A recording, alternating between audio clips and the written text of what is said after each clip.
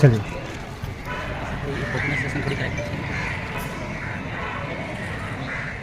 यहाँ उपस्थित हुए हैं।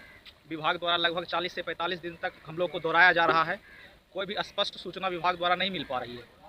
बहुत सारा डेट भी नियुक्ति पत्र को लेकर इशू किया गया था, जो कि असफल रहा अभी तक। जैसे कि 6 तारीख का हो गया, फिर 14 तारीख का, फिर 23 तारीख का, एक सप्ताह का एक्सटेंड किया गया था डेट को, उसमें भी जो है ना नहीं मिल पाया है। हम लोग खगड़िया से, कोई जो है कहलगांव से, कोई बहुत दूर दूर से हम लोग यहाँ आते हैं, लेकिन अंततः शाम तक लौट के जाना पड़ता है। विभाग द्वारा कोई भी स्पष्ट सूचना नहीं दी जाती है, ठीक है ना। इस वजह से हम लोग परेशान हैं कि कोई मान लीजिए कोई त्रुटि भी यदि हम लोग के डॉक्यूमेंट्स में है तो ये पता नहीं चल पा रहा है कि क्या त्रुटि है। उसके लिए हम लोग को समय मिलेगा अथवा नहीं मिलेगा, ठीक है। तो और क्या रणनीति है? आगे की रणनीति बस हम लोग को स्पष्ट सूचना चाहिए कि हम लोग को जो नियुक्ति पत्र है कब दिया जाएगा, ठीक है ना। पहली यदि नियुक्ति पत्र नहीं दिया जाएगा तो कम से कम ये सूचना दे दिया जाए कि हाँ इतने दिन डिले है, इस कारण से डिले है। कोई कारण स्पष्ट करे विभाग की, किसी कारण से जो है ना, क्या किस कारण से ये डिले हो रहा है, कम से कम कारण भी तो वो स्पष्ट करे विभाग।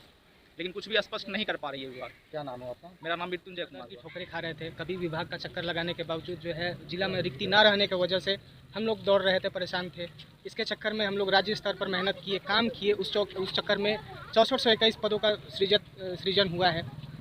जिला आवंटन भी हो चुका है। जिला आवंटन के बाद जितने भी जिले थे सबको सख्त निर्देश दिया गया था, जिसमें 3 तिथि आपको हमारे अभ्यर्थी ने एक बताया है आपको कि जो क्रमशः 6, 8, 6, 14 और एक सप्ताह का टाइमलाइन है। उसके बावजूद विभाग सोई हुई है।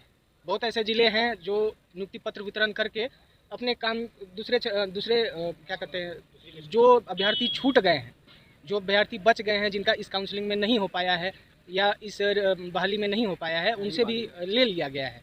लेकिन अभी तक भागलपुर जिला में ऐसा कोई सूचना नहीं। कितने को नियुक्ति पत्र देना पहुँचे? नियुक्ति पत्र का आज तक हम लोग से कोई चर्चा नहीं हुआ है। कुल 227 अभ्यर्थी भागलपुर जिले में है। काउंसलिंग हो चुकी है। पहला औबंधित मेधा सूची भी प्रकाशित किया जा चुका है।